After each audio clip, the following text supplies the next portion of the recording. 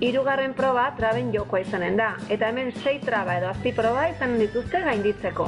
Itxuen ibilbidearekin hasiko dira.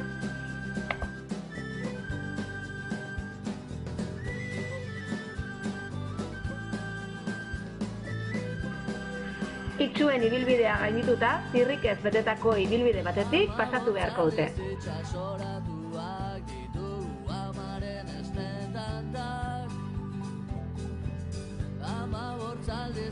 Traben jokoko hirugarren azpiproba lona baten azpitik pasatzea izanen da.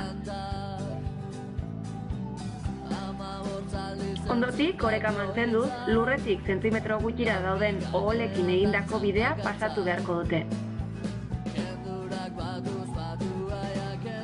Bosgarren azpiproba ezien gainetik eta azpitik pasatuz gaindituko dute.